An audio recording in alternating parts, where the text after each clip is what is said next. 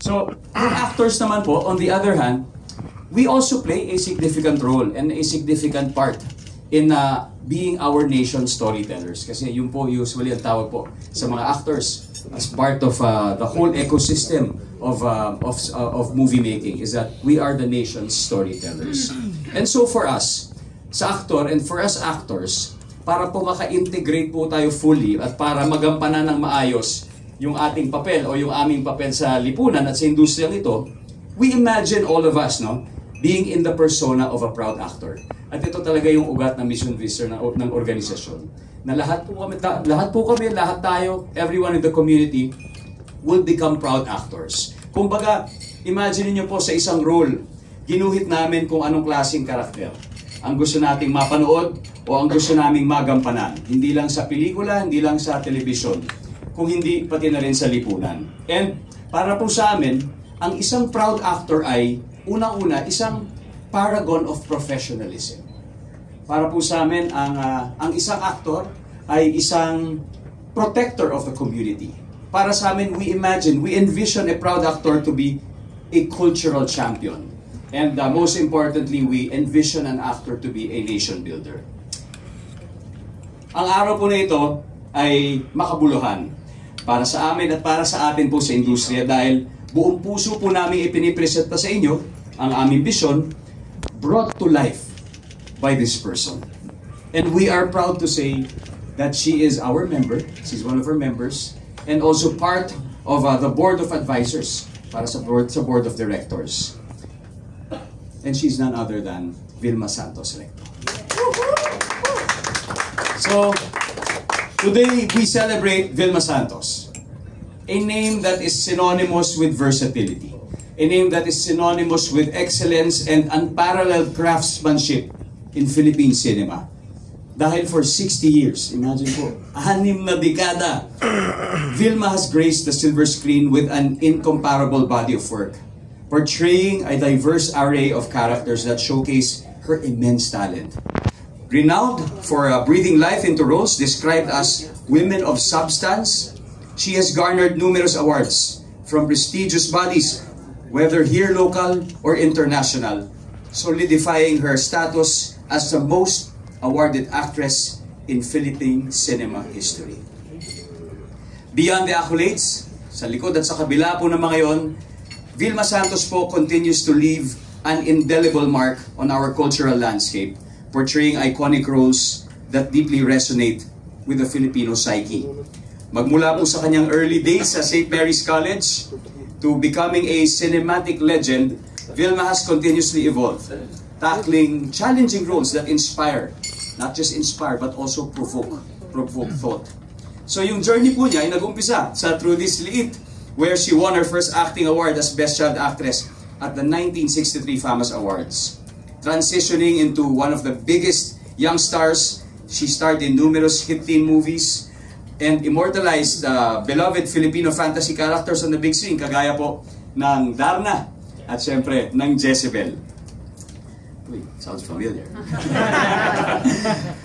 But apart from being the most awarded actress, bukod po sa pagiging most awarded actress sa Philippine cinema, Vilma Santos is celebrated for her chameleon-like ability to portray diverse characters with truth and excellence.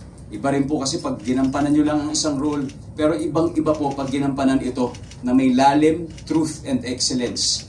And to name some, dahil marami po ito, 3 pahina, pero magbabanggit po ako ng iba. A socially conscious nun who gets involved in a labor strike, Sister Stella. A burlesque star, burlesque queen.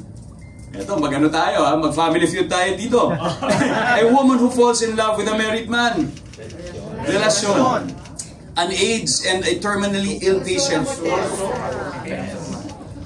Diba? A Filipino overseas worker. At saka yung When I Met You in Tokyo. O, diba? Very, very recent. Itong kahuli-huli ang Metro Manila Film Festival. A call center agent who goes to Amsterdam searching for her biological mother. Miss X. Miss X. A rape survivor. Rubia Servios. Yes, Rubia Servios. A wife trapped in a toxic marriage. Broken marriage. Broken marriage. Top answer. Good answer. An apolitical mother who eventually finds her voice. Si Dekada 70. Ito, a serial killer. Mismo. A women's rights advocate. Bata-bata, paano ang ginawa? A suffering wife, adulteresses. Aida Macaulay case. Case number 67892. Pati yung case number, hahanap. Case number 7892. Close. A headstrong woman coming to terms with the reality of having a gay son. In my life. In my life. A woman wrongfully accused of murder. Pakawalan mo ako. Pero alias baby sila. Baka pwede rin yan.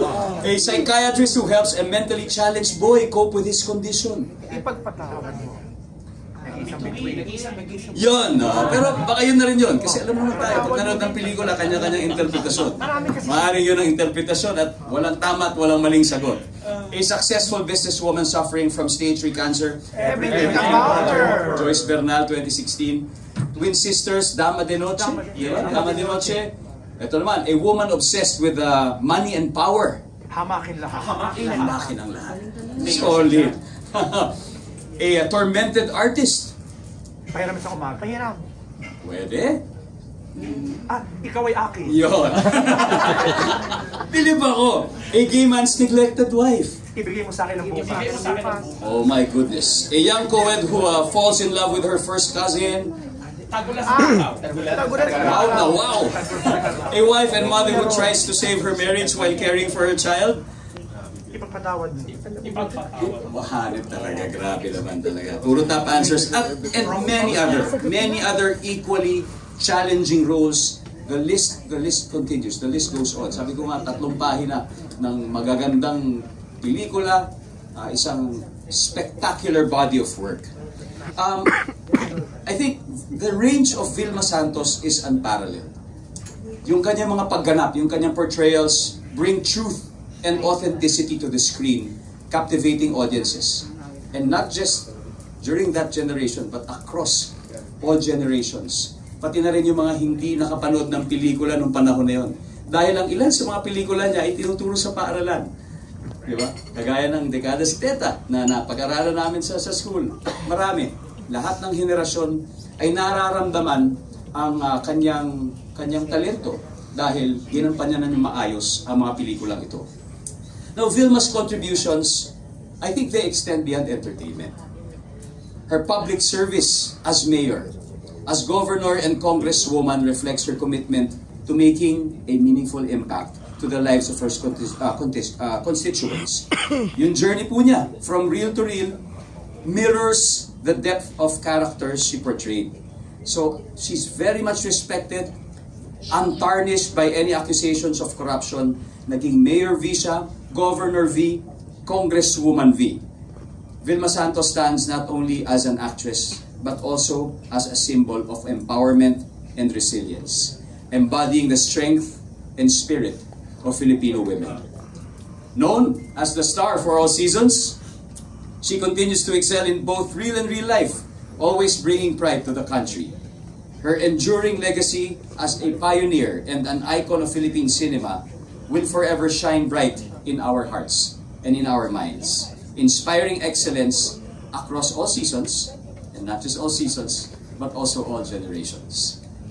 For giving voice to the Filipino in her many guises, struggles, and opportunities across 6 decades, she has portrayed the evolution of Philippine womanhood through her accomplished portrayals in both movies, television, and also in public service. So, we believe, naniniwala po kami, that Vilma Santos has contributed significantly to the development of Filipino cultural impact and identity.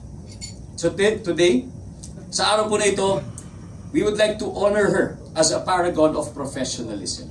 We would like to honor her as a protector of the community. We honor her as a cultural champion. And more importantly, we also honor her as a nation builder. So sa ngalan po ng aming organisasyon, sa aming officers, sa aming board of directors, namely po Piolo Pascual, Iza Calzado, Agot Isidro, Cherry Pai Picache, Mylene Dizon, Jasmine Curtis, at ang aming Board of Advisors na si Mr. Christopher De Leon, Tirso Cruz III, at si Ms. Charo Santos Conso na nagpaparating po ng kanyang espesyal na mensahe ngayon. Gusto po sana niyang makarating pero may taping po siya ng Batang Quiapo. Pero gusto ko talagang basahin ang kanyang special message para kay Ate V. She really wants to be here today. And sa ngalan po ni Ms. Charo, ito po ang kanyang mensahe. I fully support Actor's nomination for the Star for All Seasons, Vilma Santos, for National Artist. Her extraordinary depiction of remarkable characters in films such as Anak, Dekada 70, Bata-Bata, Paano Ka Ginawa, Everything About Her, and many others have brought upliftment, learning and joy to viewers of all ages. She has been an inspiration to many Filipino artists, including me, and I hope her artistry will be appreciated by generations to come. From Charo Santos Conso. And on that note, we wholeheartedly endorse the nomination of Rosa Vilma Santos Recto to the Order of National Artist for Film and Broadcast. Maraming salamat. Wow!